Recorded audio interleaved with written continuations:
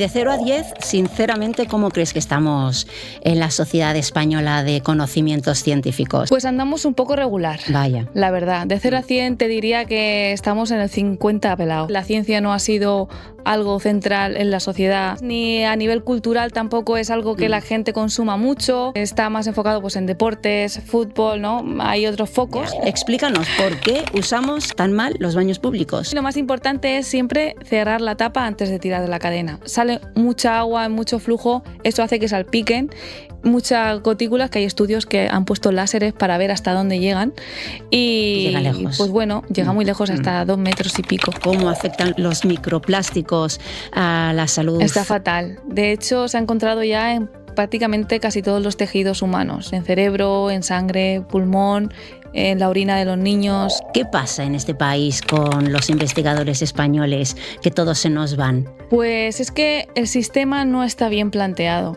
No existe un puesto de investigador y ya está. La salida es ser profesor en una universidad. Tú necesitas hacer X horas de investigación para poder postular a profesor de universidad. Pero una persona que se hace catedrática, que es el máximo rango, ya no le interesa seguir investigando, entre comillas, a no ser que seas amor por la ciencia, porque es un trabajo extra que nadie te va a pagar porque vas a cobrar lo mismo siendo catedrático. ¿Cuáles son los retos más urgentes que ves tú? La cura contra el cáncer es como la piedra angular. Y si los científicos no podemos seguir explorando todos esos lugares para mejorar la calidad de vida nuestra, pero no solo la nuestra, sino la de el medio ambiente, la de los animales, y seguir avanzando como sociedad y dejar herencia a los que vienen, que es algo que pienso muchísimo con mis hijas, de decir qué será de ellas, cómo será el mundo cuando ellas tengan mi edad. Pero bueno, yo confío en positiva, en las ¿no? personas. Positiva. Sí, yo sí.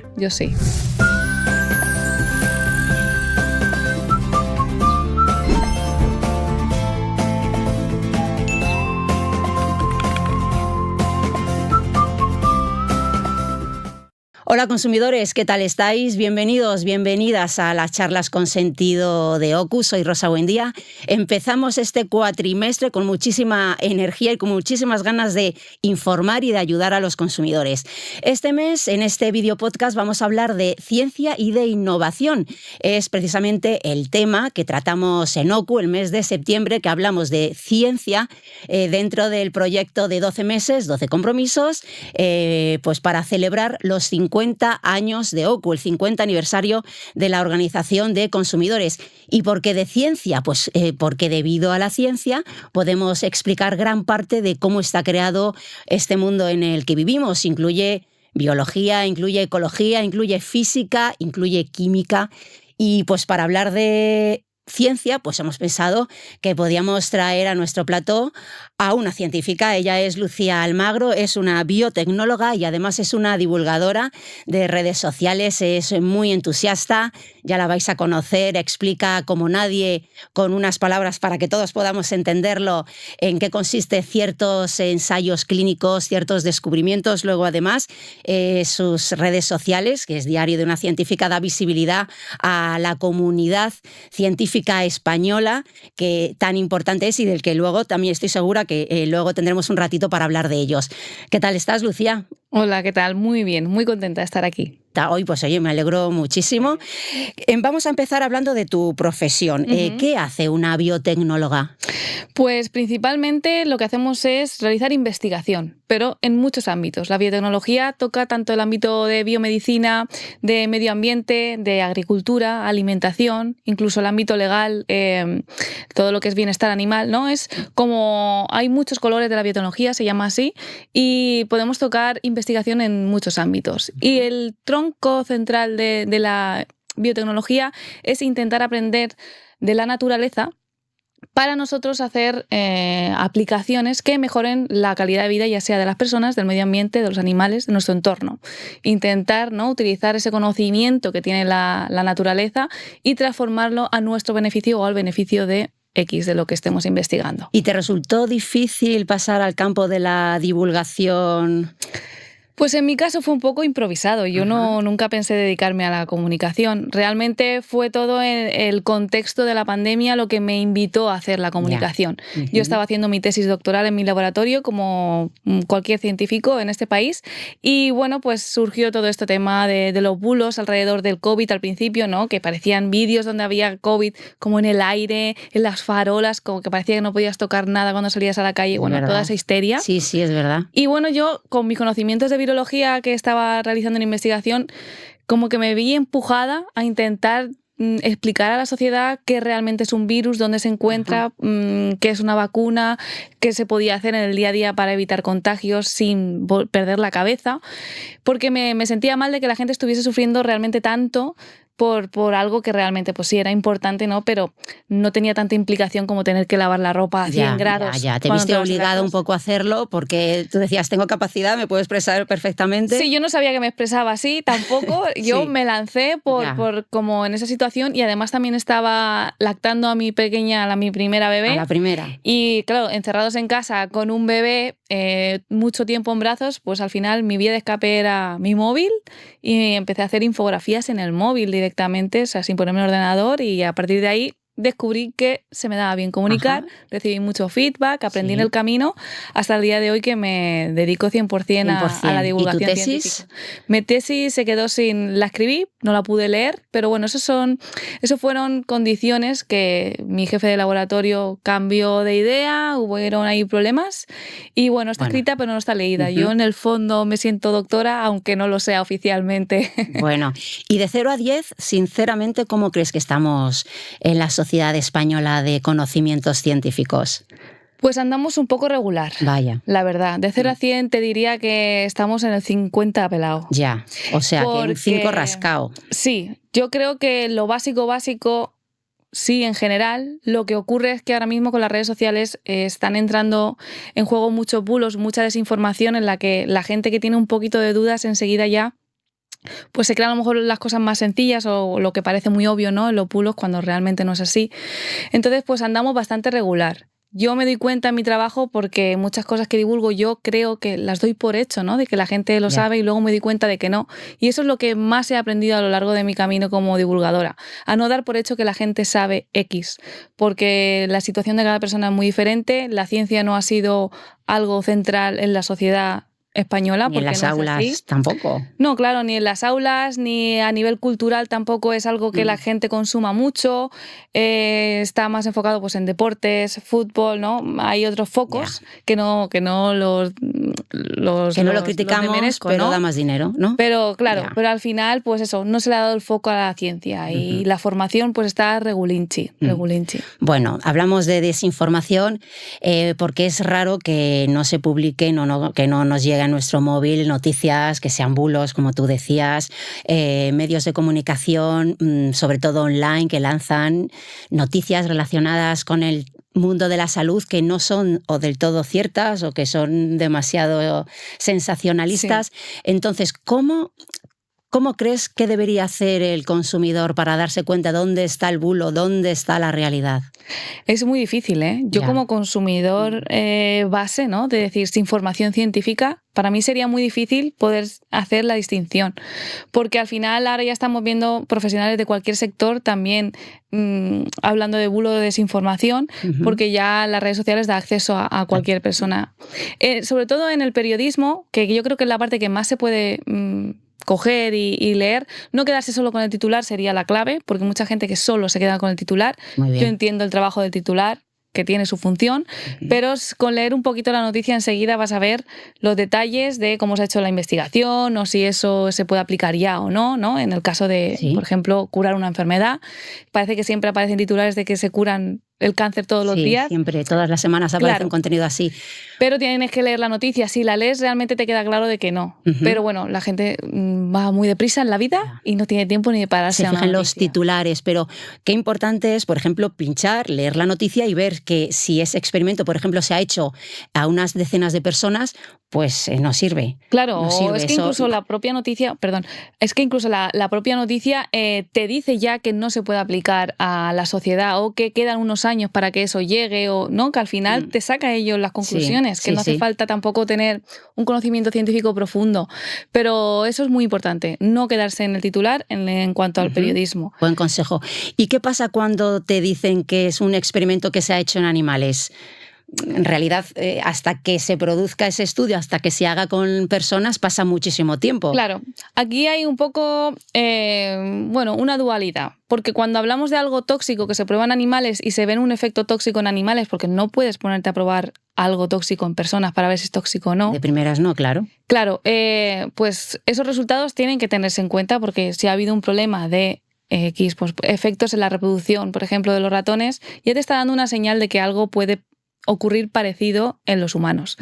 En cuanto a los tratamientos, pues cuando funcionan animales te da una idea de que es posible de que funcione, pero hasta que no lo tengamos en humanos no lo vamos a tener claro. Entonces, bueno, es una señal de que la ciencia está avanzando, porque toda información que se produce a lo largo de esa investigación es importante, no solo la conclusión, sino toda esa información otro científico puede cogerla, puede utilizarla para desarrollar otro fármaco o el mismo más avanzado, o no, al final no cae en saco roto. Es lo que quiero llegar a concluir, es que al final las investigaciones, aunque ese fármaco en concreto de ese centro de investigación no llegue a la sociedad, a un hospital, esa información la comunidad científica la utilizará para poder seguir desarrollando los que al final sí que llegan, que es inversión de tiempo y dinero, pero que la mayoría de veces no cae en saco roto, como, bueno, pues este no funciona, ya vamos a tirar esto, es dinero tirado, como que ya no, para nada.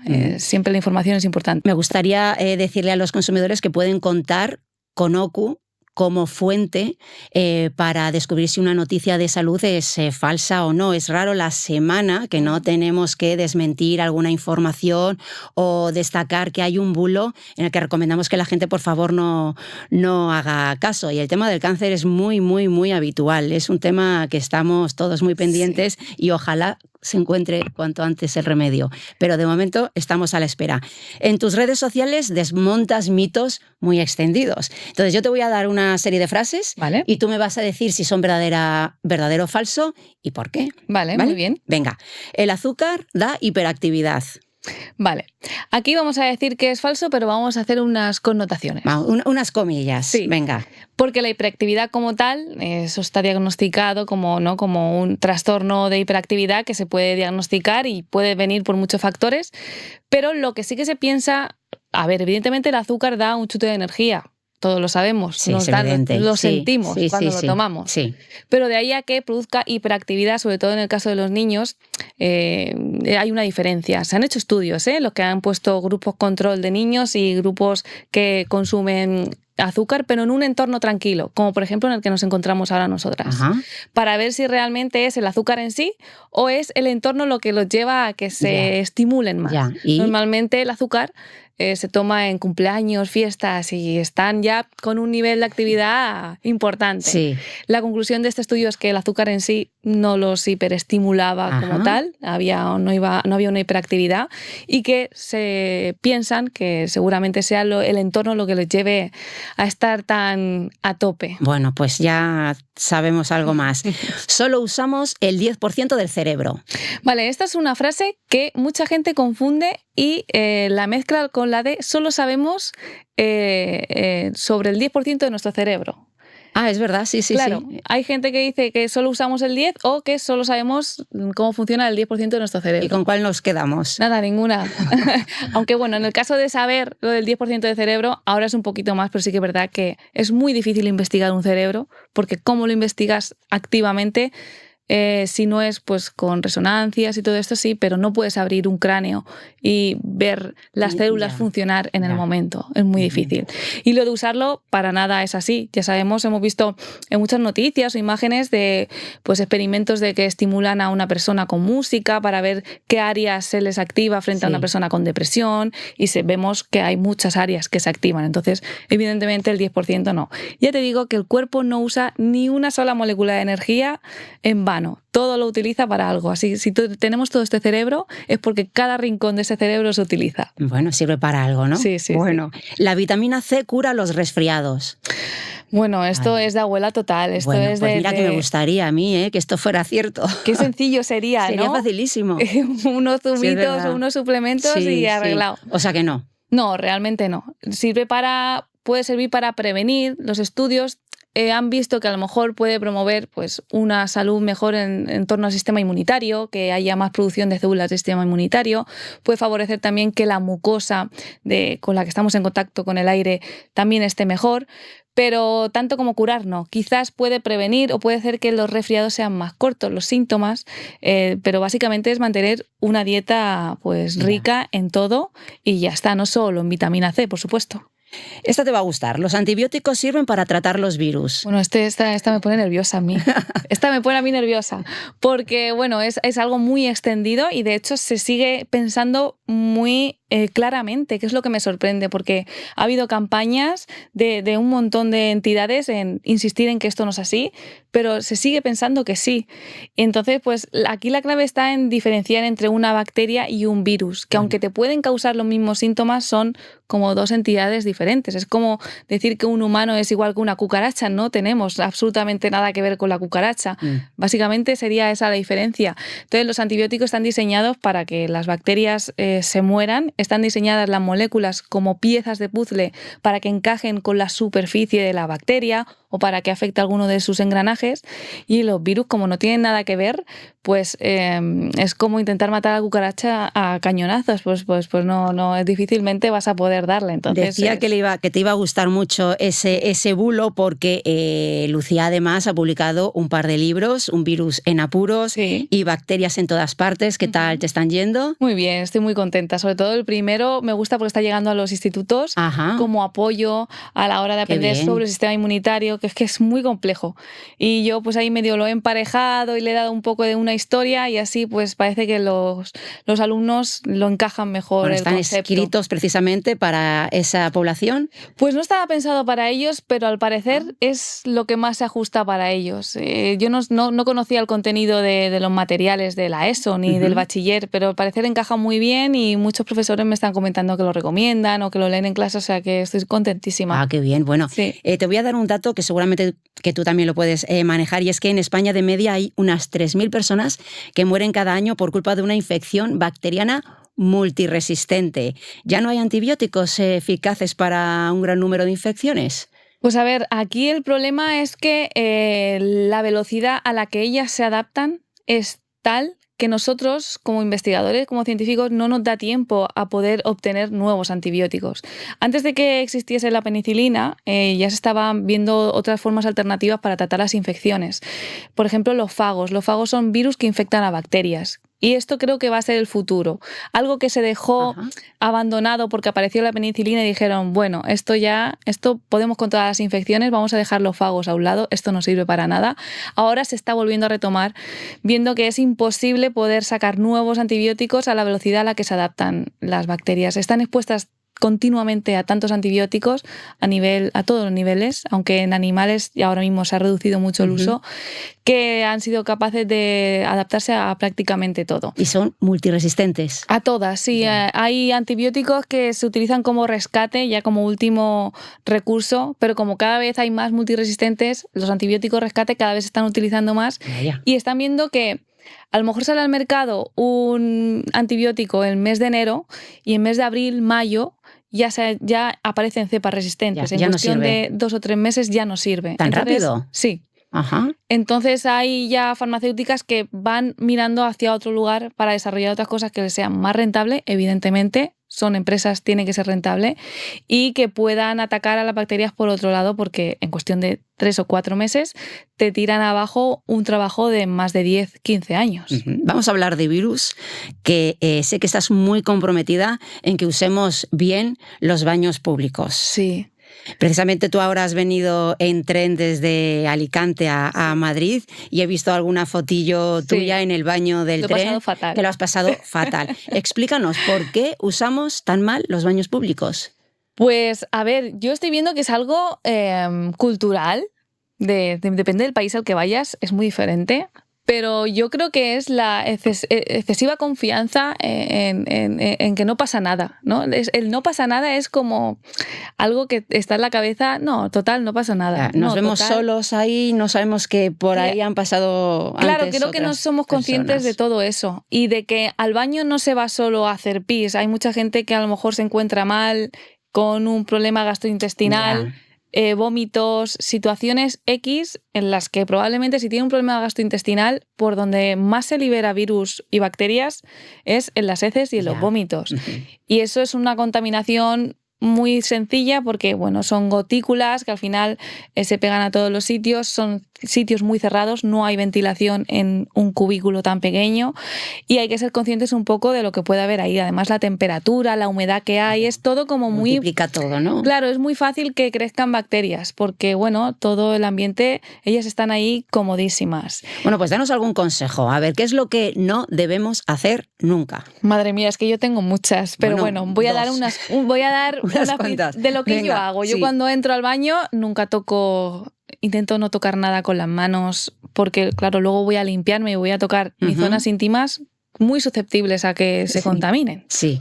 Luego, pues, según cómo esté la taza, me siento o no me siento, pero yo siempre llevo toallitas hidroalcohólicas en el bolso para limpiarla si tengo necesidad, sobre todo si vais con niños. Ir con niños a un baño público es una locura. Ya. Y para mí lo más importante es siempre cerrar la tapa antes de tirar de la cadena. Es un gesto muy sencillo en el que tú te ahorras que cuando tires de la cadena con la tapa abierta, te ahorras pues respirar todo lo que no sale debes, cuando tiras de la cadena. Sale mucha agua, mucho flujo, eso hace que salpiquen muchas gotículas, que hay estudios que han puesto láseres para ver hasta dónde llegan y llega lejos. Pues bueno, llega muy lejos, hasta 2 metros y pico. Entonces todo lo que hay ahí pues al menos eso te lo ahorras. Y por supuesto siempre lavarnos las manos. Eso te iba a decir, al salir. Lavarnos las manos y bajar la tapa del váter. Eso es fundamentalísimo. Y yo creo que por ahí hay gente que siempre eso se le olvida. Bueno, eso es un buen consejo. Sí. Es un buen consejo. Y muy fácil de hacer. ¿Qué grandes hallazgos a nivel de investigación muy básica, muy a nivel de laboratorio, han acabado convirtiéndose en grandes descubrimientos que de verdad han cambiado la vida de los consumidores? Yo es que tengo uno en mi cabeza que es encima de mi tierra, de Alicante, de la Universidad de Alicante, Francis Mojica, que descubrió hace muchos años el mecanismo de defensa de las bacterias de CRISPR-Cas9. CRISPR es esto que ahora se está aplicando para editar genéticamente a enfermedades. Él descubrió el mecanismo, lo que pasa que sí que el Nobel se lo llevaron 2 chicas que consiguieron desarrollar eso que él descubrió ahí en ciencia básica, simplemente lo describió como que existía, ¿no? Claro, él describió este método que las bacterias tenían para que los virus no la reconociesen. Esto lo que hace es modificar genéticamente un poquito para que, bueno, digamos como un sistema inmunitario de la bacteria, pero bueno, con muchas comillas gigantes. Claro. Lo describió, lo puso, lo publicó, quedó al servicio de toda la sociedad científica y bueno, ha habido investigadoras que han desarrollado eso para intentar aplicarlo a los humanos o a la alimentación. En este caso los humanos para tratar enfermedades genéticas. Entonces digamos que es como una tijera, yo no diría tijera, es como un bisturí cirujano en el que si tú detectas que hay una mutación de una letra en el ADN muy concreta, eso se puede diseñar y se puede ajustar para que vaya solo ahí, modifique solo esa letra y la persona pueda recuperar la deficiencia o lo que tenga X, perder la enfermedad o al menos reducir mucho los síntomas. Se está aplicando en algunos tipos de cáncer, en enfermedades congénitas de niños que nacen con problemas genéticos, que se hacen modificaciones y ya se está probando en un montón de enfermedades porque es absolutamente brutal. Resultado. Y si este hombre no lo hubiese descubierto aquí en España y encima en Alicante, aún quizás no se sabría nada de este método, así que ahí yo siempre, la parte de española, siempre intento poner ahí un guiño. ¿Qué pasa en este país con los investigadores españoles que todos se nos van? Pues es que el sistema no está bien planteado. Nosotros nunca vamos a conseguir una estabilidad a no ser que consigas una plaza de profesor en la universidad. No existe un puesto de investigador y ya está. La salida es ser profesor en una universidad. Tú tienes que ser profesor y como extra haces investigación.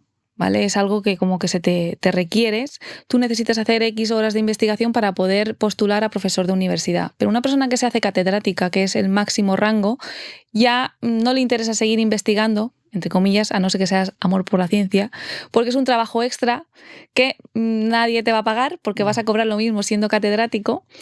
Y para llegar hasta ahí has tenido que luchar y pasar muchas cosas. Mucha inestabilidad. Normalmente el profesor titular se alcanza a los 40, 45 años, sin estabilidad, con unos sueldos que son muy precarios. Estamos hablando de 1.200, 1.200, 1.400. ¿Un catedrático, quieres decir? Un catedrático no. Estoy hablando de los puestos anteriores al titular, ¿no? Un contratado doctor que se conoce, 1.200, 1.400. Y que ha tenido muchas horas de estudio.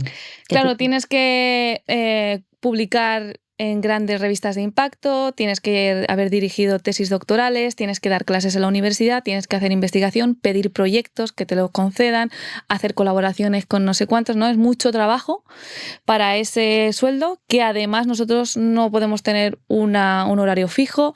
Está premiado como que cuanto más trabajes, más horas estés allí, mejor eres. Hay como una cultura del esfuerzo ahí muy tóxica en la que se pierde. Quizás como que cuando entras en investigación se pierde un poco la perspectiva de lo que realmente es trabajar. Es como un mundo en el que te entregas a la ciencia.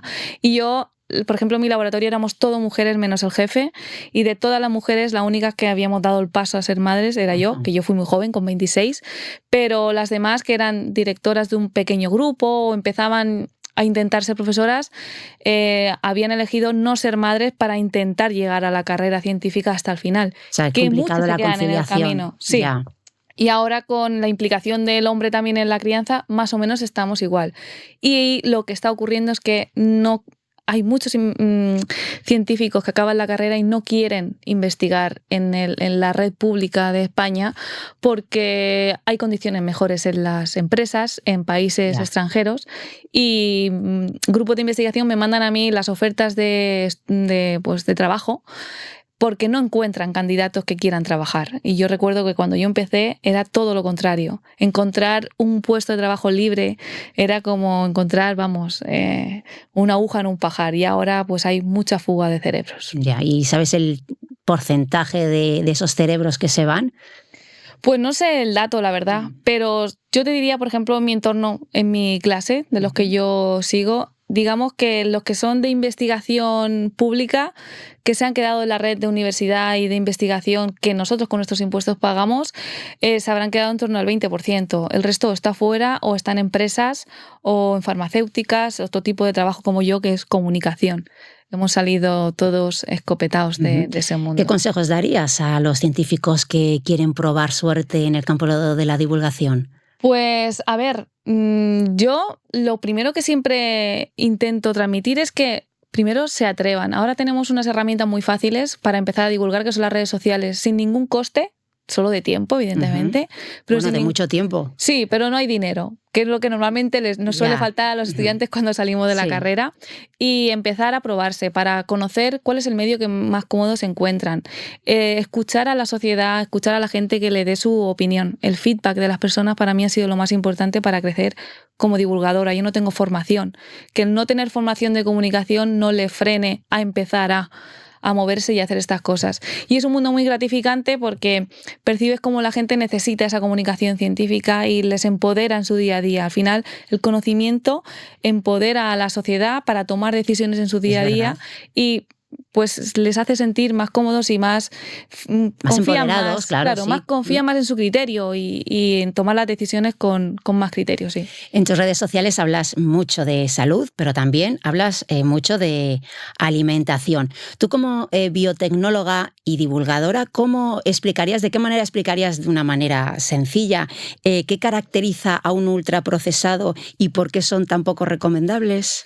Vale, pues el tema de los ultraprocesados, claramente lo que más se ha demostrado científicamente, que yo siempre hablo con la ciencia por bandera, es todo el tema de los aditivos que llevan, todo lo que tienen que añadir para que pueda ser lo que es, dure tanto tiempo, tenga esa forma tan bonita, esos colores tan preciosos, que no son naturales. Ese rosa pastel de algunas donuts, eso es monísimo. Eso, pero ¿dónde lo encuentras? Eso en la natural naturaleza. no es. Bueno, pues todo esto, ¿no? Para que dure más tiempo, para que sea más esponjoso. Al final son aditivos que sí, que se prueban antes de ir al mercado, pero son unas pruebas muy sencillitas y a corto plazo. Tú no puedes hacer un estudio de cómo puede impactar esto durante 20 años el consumo. Entonces, lo que va ocurriendo es que con el consumo va apareciendo los efectos ¿no? Se van viendo, pues a nivel poblacional hay más efectos de cáncer de colon porque casualmente esa molécula tiene X forma y activa algo, o afecta a la microbiota, algo que está viendo mucho, ¿no? Todas las bacterias que viven en nuestro intestino y en todo nuestro cuerpo, pero en alimentación en nuestro intestino, se altera. Esto, al alterarse, pues ya desencadena una serie de cosas que puede afectar a nuestra salud, y hasta que no se prueba en la sociedad, esto es como los fármacos, cuando salen al mercado, hasta que no prueban unos años, pues no se sabe el impacto, y con los ultraprocesados se está viendo que muchos de los conservantes, gasificantes, colorantes en algunos casos, sobre todo hay uno que incluso en los productos aparece como que puede causar hiperactividad o falta de atención en los niños. Sí, ¿no? En este sí, ¿no? Sí, este lo pone claramente, es un colorante rojo, y bueno, pues aún causando esos niños está permitido en el mercado. Entonces, bueno, pues cuanto menos consumamos de esto, menos riesgos tenemos de que tenga efecto negativo y que en un futuro, cuando lo retiren, pues eso que nos hemos ahorrado. Bueno, pues es un consejo súper importante. ¿Qué te parece si, mirando a cámara, pides por favor que os recomiendes la comida más sana, más saludable, menos procesada, para llegar a más gente? Pues a ver, la clave de la alimentación no es obsesionarse, pero sí que desde luego lo más importante es intentar reducir al máximo el consumo de ultraprocesados. Estos conllevan pues el consumo de gasificantes, conservantes, colorantes, que al final pueden tener un efecto negativo en nuestra salud. No quizás directamente provocándonos una enfermedad inmediata, que es como que lo que piensa todo el mundo, pero sí que a largo plazo su consumo puede tener efectos negativos, ya sea en obesidad, en la regulación hormonal como de la insulina para la diabetes, o efectos en la reproducción, como en algunos casos se ha observado. Bueno, por lo tanto, que ojito con los ultraprocesados, que tengamos muchísimo cuidado. Bien, has hablado antes de la macrobiota intestinal, que ahora es como muy importante. ¿Es así o es que como que se nos empuja a consumir probióticos? A ver, aquí lo que ocurre es que se ha empezado a investigar y se ha visto que es mucho más importante de lo que se esperaba. La microbiota es un conjunto de bacterias, virus, hongos, parásitos, hay de todo. Una mezcla interesante. Todo. Sí, incluso se ha observado que hay trocitos de ARN, que eso fue una investigación científica española que lo descubrió, y se está viendo que es como un órgano más. Al final es el 50% de nuestra masa son bacterias, virus y hongos que forman parte de nosotros. Y se está viendo que ese 50% tiene un papel muy importante. Si no, pues nosotros sin todos esos no podríamos vivir. De hecho, se ha visto hasta conexión a nivel cerebral de implicaciones en depresión, ansiedad, trastornos mentales, no solo a nivel intestinal. El acné, por ejemplo, también puede estar causado por virus que hay en la piel. A nivel de alimentación, cómo ciertos alimentos hacen que ciertas bacterias se mueran, que son importantes. Esos huequitos que quedan ahí los colonizan otras que son peores, se quedan ahí, y luego para tirarlas de ahí pues hay que hacer tratamientos muy severos. Entonces, bueno, de los probióticos ha aprovechado un poco este tirón para vender más de la cuenta. Porque aquí lo importante no es tomar un probiótico cualquiera, sino que realmente, como se tendría que hacer y tal y como la evidencia científica demuestra, es hacer un estudio de cuál es tu microbiota, que eso es muy fácil. Con una muestra de heces podemos saber cuál es tu población de microbiota, y a partir de ahí ver cuáles son tus carencias en función de tú dónde vives, qué es lo que consumes, porque no es lo mismo un japonés que un español, ni mucho menos. Consumimos cosas muy diferentes, el entorno muy diferente. Ver cuáles son las carencias en función de la zona en la que vives o tu población, cuáles son lo que se ha considerado como bueno, porque claro, esto es muy relativo, cuáles son buenas, cuáles son malas.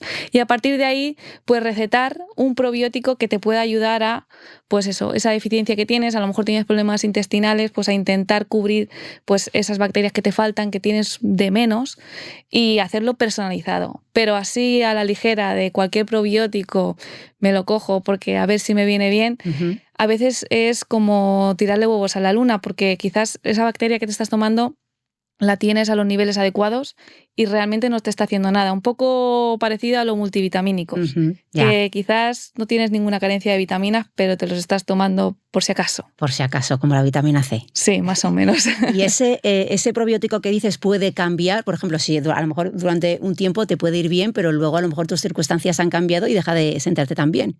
Sí, a ver, normalmente el impacto de los probióticos no suele ser muy a largo plazo exagerado. Ajá. Porque bueno, puede mejorar un poco, a no ser que vayas, pues eso, como he dicho yo, ¿no? Al grano. Pero sí, puede variar mucho. En tu situación, sobre todo psicológica, se ha visto que también tanto dirección intestino-cerebro, también el cerebro puede afectar a nuestra esto es colonia. bidireccional, ¿no? Totalmente. Periodos de más estrés o más ansiedad, el cortisol, hay hormonas que hacen que digamos que ciertas bacterias no estén cómodas en nuestro intestino, digan, aquí yo no estoy cómoda, me voy, ¿no? Y bueno, se mueren o no es su entorno y al final no pueden crecer y quizás pues en ese momento no te vaya tan bien. Al final es que tenemos que vernos como un conjunto de muchos factores que nos hacen a nosotros mismos y nuestras circunstancias. Con un probiótico no se te va a curar nada milagrosamente, pero tampoco no te va a pasar nada por tomarlo. Pero sí que ahí hay un poquito de aprovechar esa situación del boom de la microbiota para intentar vender más probióticos de los que realmente se necesitan. ¿Y quién te lo tiene que recetar? Pues para bien un digestivo. Un digestivo. Sí, para bien sería lo ideal y hacerte una prueba de heces para hacerte, pues se llama como un perfil de microbioma. Te miran qué bacterias tienes, miran un poco en qué proporción. Y hay ya ciertas clínicas que se encargan de estudiar quizás la situación. Pues no sé, a lo mejor una persona llega con un problema que no parece digestivo o no parece de microbiota, pero al final el equipo, ¿no?, que lo integra, pues dice, oye, vamos a hacerte un perfil de microbiota a ver qué tal. Y acaba siendo por eso o por un conjunto de cosas. Normalmente son multidisciplinares. ¿Sabes si hay alguna evidencia científica de cómo afectan los microplásticos a la salud? Madre mía, hay mucha evidencia científica. Venga, pues empieza. Está fatal. De hecho, se ha encontrado ya en prácticamente casi todos los tejidos humanos microplásticos, en cerebro, en sangre, pulmón, en la orina de los niños, hay mucha presencia de BPA. ¿A tan temprana edad? Sí, porque muchos de los artilugios que utilizan, ya sean juguetes, cosas para comer, son de plástico, porque si no se rompen. ¿Y ahí qué hacemos? Y están muy expuestos. Aquí hay que intentar reducir al máximo el uso de plásticos y yo eso sí que lo animo activamente y de hecho tengo preparado un vídeo para hablar sobre esto. Bueno, lo miraremos. Porque también el tipo de plástico del que está formado es muy importante. Hay plásticos mejores, hay plásticos peores y ahora mismo con el tema de microplásticos la fuente principal de microplásticos, aunque no pensemos que no, es la ropa. Anda. Sí, es a través es la vía por la que nos entran los microplásticos al cuerpo. Sobre todo están en contacto con la piel. No, vía oral y vía como dices, respiratoria. la ropa, pero por la ropa. Claro, todo el polvo que recoges, cuando tú ves a trasluz un rayo de sol, si tú sacudes una camiseta aunque esté limpia, aparecen un montón. Vale, pues ahí hay células muertas, pero muchas de esos pelitos, ¿no?, que vemos como pelitos, esos son fibras de plástico, porque nuestra ropa ahora hay mucho poliéster, hay mucha poliamida, hay mucho tejido plástico, algodón 100%. Es difícil encontrar ahora mismo, ¿no? Entonces todas esas pequeñas fibras acabamos pues tragándolas. Yo me di cuenta mucho con los chupetes de mi hija, que cuando miro la tetina siempre hay algún pelito, y yo se la limpio 20 veces al día para intentar evitar que se meta más microplásticos. Pero bueno, los bebés, por ejemplo, se meten todo a la boca. Eso es una entrada de microplásticos también brutal. No sé, pero sin histerias. Simplemente intentar reducir en lo posible el plástico y bueno, con el tema de la ropa es que no se puede hacer nada. O sea, eso sí que intentar la casa tenerla ventilada, que eso ayuda mucho a reducir lo que es la concentración concentración de microplásticos y limpiar, aspirar. No todos los días, no hace falta ese nivel, pero ir eliminando poco a poco. Ventilar, tener la casa limpia, supongo que las sábanas, cambiarlas cada... ¿Qué recomendación nos darías? A ver, el tema de las sábanas, ahí ya depende un poco corporalmente cómo sea cada uno. Pero bueno, mínimo una vez a la semana yo creo que está bien. ¿Te ha dado idea para hacer un vídeo? Sí, lo que pasa es que tengo que buscar la evidencia científica que demuestre cuál es la forma de cambiar las sábanas al tiempo. Bueno, porque yo sin evidencia científica... En OKU hacemos exactamente lo mismo. Claro. Pero creo que tenemos un contenido en OKU que explica y que da las respuestas a cuánto tiempo, cuántas veces tenemos que cambiar las sábanas al mes. Lucía, ¿ves un futuro sin científicos? No, los científicos han vivido con nosotros, como digo yo, desde los años, desde que la humanidad es humanidad. La ciencia al final está en todo, en absolutamente todo, pero no solo la biológica o médica, ¿no? Que es las que estamos hablando hoy, o de alimentación, en todos los aspectos, la matemática, física, química. Al final, sin ellos no podemos seguir avanzando, aprender de la naturaleza, porque aún queda tanto por aprender y queda tanto por descubrir. Sobre todo, por ejemplo, si algo muy fácil de entender es el mar. En el mar tenemos un montón de moléculas, elementos que aún no conocemos, no sabemos. De hecho, hay una farmacéutica española que se dedica a irse a las profundidades del mar, de distintos lugares del mundo, a intentar encontrar moléculas con actividad anticancerígena, porque bueno, es un lugar que no se explora. Que se ha estudiado poco.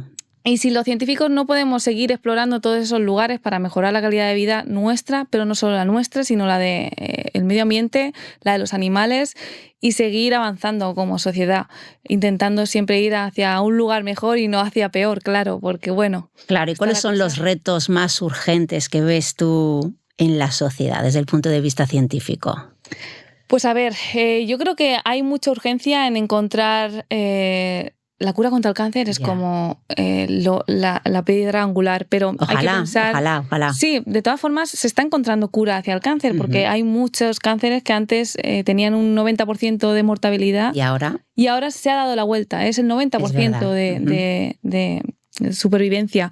Entonces, bueno, se están encontrando resultados. Lo que pasa que, claro, cada cáncer es muy distinto y puede haber tantos tipos de cáncer como tipos de células hay en nuestro cuerpo. Es decir, si tenemos, no sé, 100.000 tipos de células, hay 100.000 tipos de cáncer que pueden existir. Es muy difícil abarcar tanto. Entonces, bueno, creo que eso es lo más importante. Hay mucho trabajo por hacer, pero en general, a nivel de salud, yo creo que son las claves más importantes de nuestro futuro. Cada vez somos más, hay que encontrar la forma de convivir todos, de mantener un planeta sano para que nosotros también podamos estar sanos, que al final la implicación es absoluta. Y dejemos una buena herencia. Sí, y dejar herencia a los que vienen, que es algo que pienso muchísimo con mis hijas, de decir... ¿Qué será de ellas? ¿Cómo será el mundo cuando ellas tengan mi edad? Pero bueno, yo confío en Positiva, en las ¿no? personas. Positiva. Sí, yo sí. Bueno, por último, ¿qué consejo científico nos darías a los consumidores, a mí misma, para que mañana mismo lo pusiésemos en marcha? Pues yo creo que yo lo que haría es intentar eliminar los plásticos. En la cocina, sobre todo. ¿En la cocina? Sí. Tablas de cortar, tuppers, intentar también utilizar otro tipo de sartenes. Para mí, a nivel del consumo de alimentos, utilizar productos que no tengan plástico. Yo recomiendo mucho utilizar tuppers de cristal. Sí. Creo que no están muy caros, se pueden utilizar relativamente bien. Son más caros que los otros, pero a la larga sí, a la larga están mejor y tienen una alta durabilidad. También, por ejemplo, cantimploras, botellas de agua, intentar que ahora están tan de moda, que ahora los chavales llevan todos cantimploras de estas de plástico al cole. Intentar que sean de acero inoxidable. Para el cole hay algunas que hay en centros que venden cosas para deporte que son duras como las piedras, que eso no se rompe. O sea, ese sí. Esos de ese tipo, sí, porque no llevan recubrimiento interior plástico. Ajá. Luego las sartenes de acero inoxidable, yo me estoy haciendo amiga de ellas, hay que pillarles el tranquillo, pero una vez que les pillas el tranquillo, te enamoras de estas sartenes porque no se pegan tanto si le pillas cómo hacerlo y no tienen ningún recubrimiento y también son para siempre porque al no tener ese recubrimiento no lo pierden, no te lo comes, no lo consumes y además, pues bueno, también es bueno para el medio ambiente al reducir el consumo y también para el bolsillo, evidentemente. Sí, total. Así que el tema de las tablas de cortar, pues yo eliminaría completamente en casa. Yo sé que en establecimientos es obligatorio el de plástico, pero en casa intentar utilizar todo otro material, ya sea de madera, ya sea de mármol, hay de acero inoxidable, hay de cristal también, o hay gente que opta por cortar en un plato directamente, sin tabla de cortar, un plato grande de cerámica y chimpún, ¿no? Que también nos sirve. Pero al final estas tablas de cortar que vemos y consumimos todo el mundo, que de estos típicos centros, ¿no? Donde venden cosas para la casa, eso solo hay que ver todos los surcos que quedan a la hora de cortar. Cada surco son trozos de plástico que tú te has comido. Que se queda ahí guardado y que te puedes comer. Claro, eso se pega al alimento. De hecho, yo tengo un vídeo que demuestro cómo el calabacín lleva sus trocitos de plástico, él pegado, tengo una lupa en casa y lo enseño. Entonces, bueno, todos esos pequeños gestos, quizás a nosotros que tenemos una edad ya no nos implica tanto, ¿no? En nuestra salud, pero los que tenemos pequeños yo creo que es importante para intentar al menos reducir al máximo esta exposición a los plásticos. Bueno, todo lo que se aprende en estas charlas con sentido. Yo me voy de aquí con un máster. Te tengo que agradecer, Lucía, que hayas venido a Madrid, que hayas dejado a esa pequeña en casa, a la que tenemos que mandarle un saludo desde aquí. Sí, y un abrazo enorme de su mami, que ojalá haya comido algo, porque bueno, esto es una pelea. Otra cosa de los biberones. Mi hija consume biberones de cristal, por cierto, también. Bueno, que ya va a llegar mami a casa. Te agradecemos que hayas venido aquí. Animamos a la gente a que te vea en las redes sociales, Diario de una Científica. Animamos también a la gente a que nos siga a nosotros, a OKU. Nos vemos pronto, el mes que viene. Vamos a hablar de alimentación sostenible y vamos a hablar desde el origen, desde la tierra. Os mando un saludo. Hasta pronto, consumidores. Hasta luego.